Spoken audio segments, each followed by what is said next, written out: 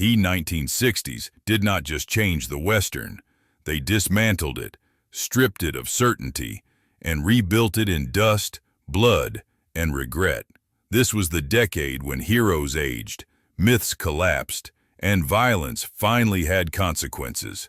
American optimism gave way to moral ambiguity, and European filmmakers reshaped the frontier through a darker lens.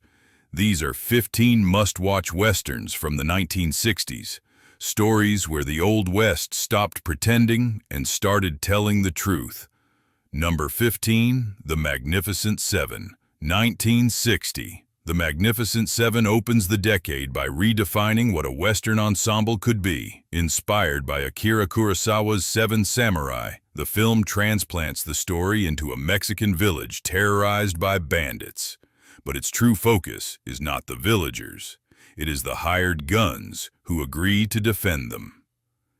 These men are not saints or symbols. They are professionals, drifting from job to job, aware that their skills no longer fit into a changing world. What makes the film endure is its quiet acknowledgement that the age of the gunfighter is already ending. Yul Brynner's icy authority contrasts with Steve McQueen's restless energy, while the remaining members of the Seven each represent a different response to fading relevance. Some cling to pride, some seek redemption, some simply want one last reason to matter.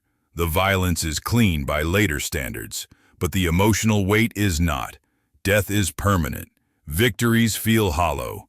The villagers survive, but the gunmen move on, knowing there is no place for them in the future they protected. The Magnificent Seven is often remembered as rousing entertainment, but beneath its iconic score is a melancholy recognition that heroism is temporary and legends rarely retire intact. Number 14, The Man Who Shot Liberty Valance, 1962.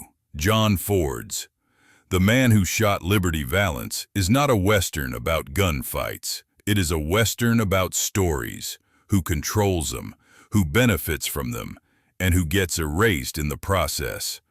Told largely in flashback, the film examines the transition from lawless frontier justice to civilized institutions, and the lies required to make that transition acceptable. James Stewart plays a lawyer who believes in law, education, and order, ideals that appear laughably weak against Liberty Valance's raw brutality. John Wayne's aging gunslinger understands the truth Stewart cannot yet face. Progress does not arrive cleanly. It is dragged into existence by men who will never be allowed to enjoy it.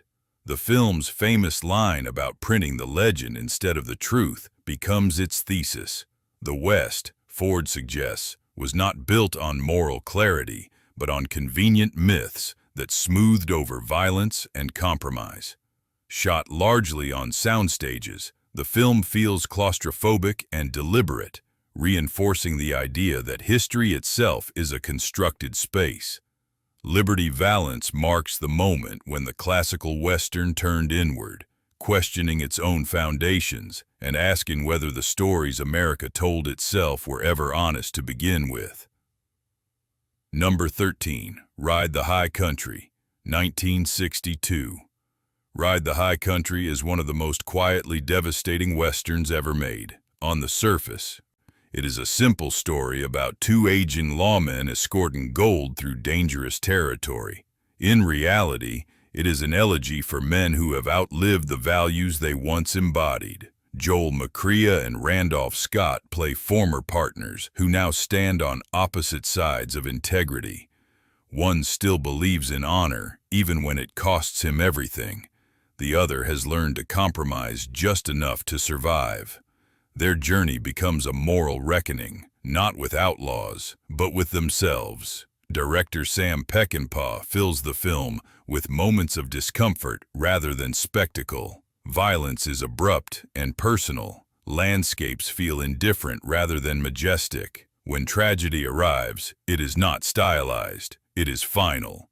The famous final act strips away any remaining romance, leaving only the consequences of choices made long ago. Ride the High Country bridges the gap between classic and revisionist westerns. It respects the genre's traditions while acknowledging their limitations. More than a farewell, it is a warning. Dignity is not inherited. It must be defended, even when the world no longer rewards it. Number 12. The Man with No Name Trilogy, 1964 to 1966. Sergio Leone's Man with No Name trilogy did not merely reinvent the Western, it dismantled its moral framework and rebuilt it around silence, greed, and survival. Across a fistful of dollars, for a few dollars more, and the good, the bad, and the ugly, Clint Eastwood's Drifter operates without allegiance, ideology, or sentiment. He is not a hero, he is a constant. Leone's West is not a place of destiny or progress. It is a marketplace of violence where loyalty is temporary and death is transactional. Characters betray each other casually. Governments are absent or corrupt. Even the American Civil War becomes background noise to personal profit. Ennio Morricone's scores replace traditional orchestration with whistles, screams, and percussive tension, turning gunfights into ritualized standoffs rather than bursts of chaos. What made these films revolutionary was not just style, but worldview. Leone stripped away American mythology and replaced it with European cynicism. Violence is slow, deliberate, and humiliating. Faces matter more than action. Waiting becomes as important as shooting. By the end of the trilogy, the Western hero has been reduced to a silhouette against dust and greed. The Man with No Name survives not because he is righteous, but because he understands the rules better than anyone else. The genre would never fully recover. Number 11. The Professionals, 1966. The Professionals disguises its political complexity beneath the structure of a classic mission movie. A group of specialists is hired to rescue a kidnapped woman from revolutionary territory in Mexico. What begins as a mercenary assignment slowly unravels into a confrontation with shifting loyalties and uncomfortable truths. Lee Marvin's leader is a man defined by efficiency and experience. He does not ask questions because questions complicate orders. Burt Lancaster's acrobat-turned-gunman brings bravado masking disillusionment. As the team moves deeper into hostile territory, the clarity of their mission dissolves. The supposed villains reveal moral purpose. The employers reveal cowardice and exploitation. Set against the backdrop of revolution, the film mirrors 1960s anxieties about American intervention and moral authority. The Western setting allows the story to explore these themes without overt modern references, but the parallels are unmistakable. Violence is competent rather than glamorous. Survival depends on adaptability rather than ideology. The Professionals represents a transitional Western. It still values skill, camaraderie, and action, but it refuses to offer simple answers. By the end, the question is no longer whether the mission succeeded, but whether it should have existed at all. Number 10. Once Upon a Time in the West, 1968. Once Upon a Time in the West is not a Western built around momentum. It is a Western built around inevitability. Sergio Leone slows the genre to a near standstill, allowing every glance, sound, and footstep to carry weight. From its opening sequence, time itself becomes the antagonist. The film presents the West as a place being consumed by capitalism rather than lawlessness. Railroads replace revolvers. Corporations replace outlaws. Henry Fonda's chilling villain embodies this shift, a killer not driven by chaos, but by contracts. Charles Bronson's harmonica-playing Avenger represents the past, haunting the future rather than shaping it. Morricone's score assigns themes to characters, turning the film into an operatic funeral for the frontier. Claudia Cardinale's widow is the only figure with a future, not because she is stronger, but because she adapts. Everyone else is already obsolete. Leone frames the Western as a death ritual. Duels feel ceremonial, landscapes feel exhausted. When violence erupts, it is not thrilling, it is terminal. Once Upon a Time in the West is not about winning. It is about what survives when myths collapse and progress arrives without mercy. Number 9. The Wild Bunch, 1969. The Wild Bunch did not shock audiences by accident. Sam Peckinpah designed it as an act of confrontation. This was a Western that refused nostalgia, replacing romantic gunplay with chaotic, pulverizing violence. The opening shootout establishes the film's thesis immediately. Brutality is no longer stylized, and death no longer carries honor. Set in a world where automobiles and machine guns are replacing horses and revolvers, the film follows aging outlaws who know their time has passed. William Holden's leader understands that survival is temporary and dignity is negotiable. Loyalty becomes the only remaining currency in a world that has abandoned them. Peckinpah's revolutionary use of slow motion does not glorify violence. It elongates it, forcing the audience to absorb every consequence. Bodies collapse awkwardly.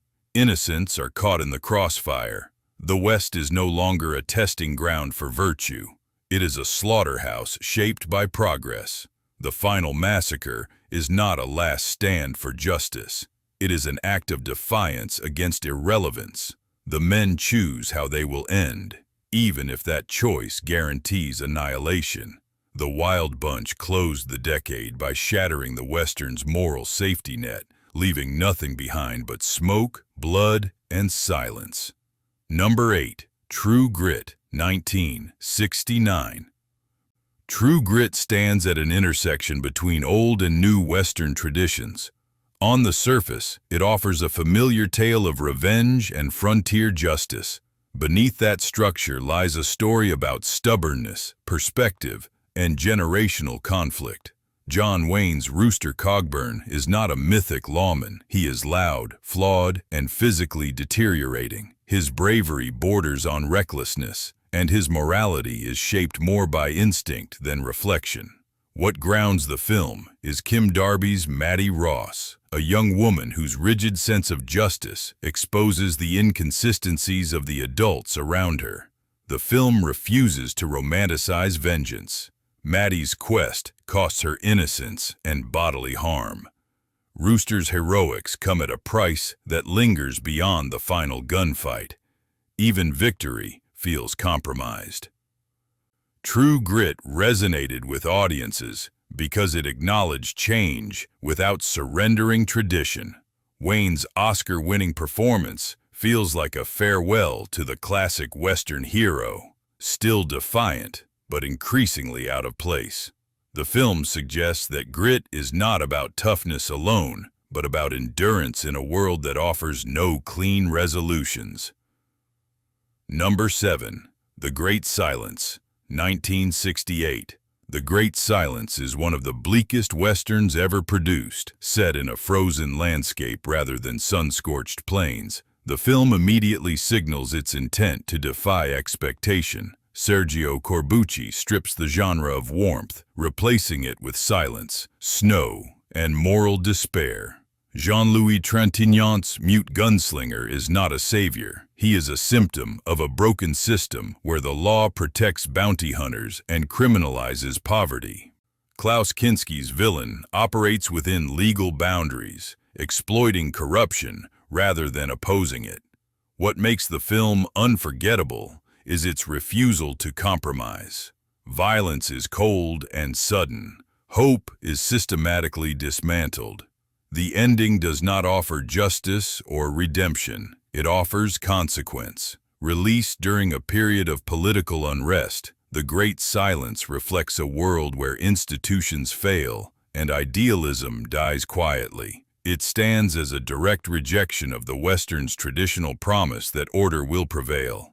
Instead, It argues that systems built on exploitation inevitably consume the innocent first. Number 6. Hombre, 1967. Hombre strips the Western of charm and replaces it with moral discomfort. Paul Newman's John Russell is not designed to be liked, raised by Apaches and rejected by white society. He exists outside every social contract the film presents. That distance becomes the story's engine. When a stagecoach is threatened, Russell's refusal to conform exposes the hypocrisy of the so-called civilized passengers. They preach decency while exploiting him. They demand sacrifice while offering none. Newman plays Russell with controlled restraint, allowing silence and posture to communicate contempt rather than speeches. The violence in Hombre is brief but decisive. What lingers is the ethical tension. Russell understands something the others do not. Morality without action is meaningless. His choices are not driven by revenge or pride, but by principle forged through exclusion. Hombre arrived at a moment when Westerns were questioning whose values mattered and who benefited from them. It refuses sentimentality and denies easy redemption. By the end, heroism feels less like triumph and more like obligation, fulfilled without gratitude. The film stands as one of the decade's sharpest critiques of moral superiority on the frontier. Number 5. The Shooting, 1966. The Shooting is a Western stripped down to abstraction. Monte Hellman transforms the genre into an existential nightmare where motivation dissolves and certainty collapses. The plot appears simple, a hired pursuit across the desert, but clarity never arrives. Warren Oates plays a man driven less by purpose than by momentum. He follows orders he barely understands, across landscapes that feel endless and hostile. Jack Nicholson's presence adds instability rather than guidance, his performance radiating menace without explanation. The desert itself becomes the antagonist. There are no towns, no refuge, no moral anchors. Violence erupts without warning and resolves nothing. Each encounter deepens confusion rather than meaning. The Shooting rejects the Western's traditional logic. Actions do not lead to lessons. Death does not restore balance. The film reflects a decade increasingly suspicious of narratives that promised order through force. By the time the final revelation lands, it feels less like a twist than a confirmation. This journey was never about justice, it was about inevitability. The Shooting remains one of the most unsettling Westerns ever made, a genre exercise that drains myth until only dread remains. Number 4. Nevada Smith, 1966. Nevada Smith presents vengeance not as catharsis, but as corrosion. Steve McQueen's Max Sand begins as a naive young man pushed into violence by loss. What follows is not empowerment, but gradual erasure. Each act of revenge strips Sand of innocence and identity. Mentors teach him survival, but not wisdom. The skills he acquires keep him alive while isolating him further. McQueen plays the role with simmering restraint, allowing anger to replace purpose. The film's episodic structure mirrors Sand's fragmentation. Each chapter removes another connection to humanity.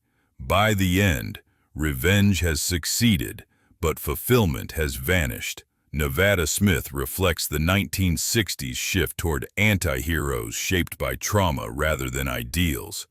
It asks a difficult question the genre often avoided. What remains after justice is satisfied?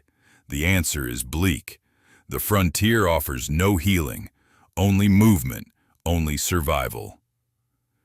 Number 3. El Dorado, 1966. El Dorado looks at first glance like a comfortable return to familiar Western terrain, but beneath its relaxed surface is a story about erosion. This is not a film about heroes in their prime. It is about men who have stayed alive long enough to feel the weight of every past decision. John Wayne's sheriff is capable, but diminished. He limps through scenes not as a gimmick, but as a reminder that time has consequences. Robert Mitchum's gunfighter is unreliable, struggling with alcoholism that makes him both dangerous and human. Their competence exists, but it is conditional, dependent on trust, patience, and cooperation rather than dominance. Howard Hawks structures the film around problem-solving instead of spectacle. Violence is not the point, endurance is. Each confrontation tests whether these men still belong in a West that no longer rewards their instincts. Authority is no longer automatic. Respect must be renegotiated. El Dorado acknowledges aging without turning it into tragedy. The characters adapt, lean on one another, and accept limits rather than denying them. The film's humor softens the edges, but the underlying message is clear. Survival now requires humility. In a decade obsessed with tearing myths apart, El Dorado quietly reshapes them, proving that the Western hero could grow older without disappearing entirely.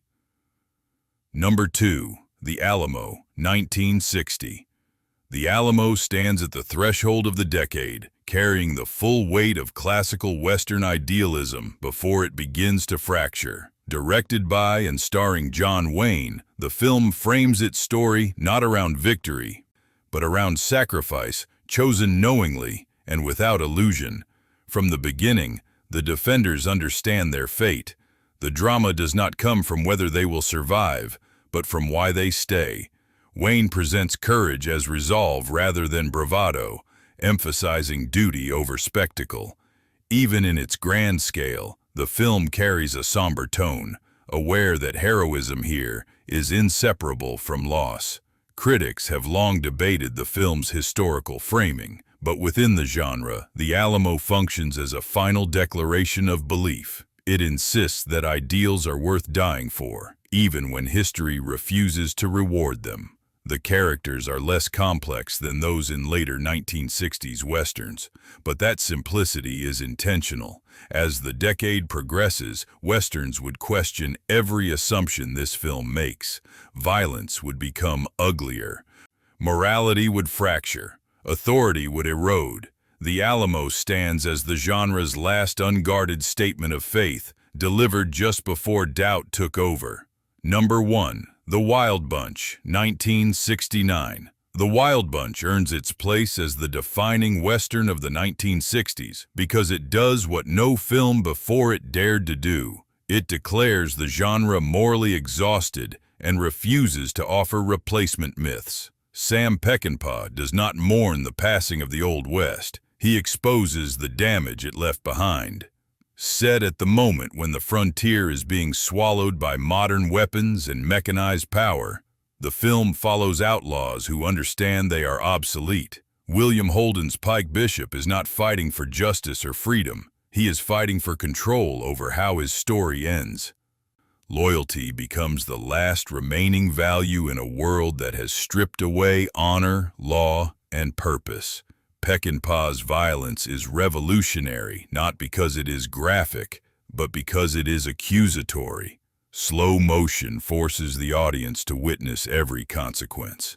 Death is chaotic. Innocents are destroyed alongside criminals. There is no clean separation between hero and villain, only momentum and collapse. The final massacre is not redemption, it is refusal.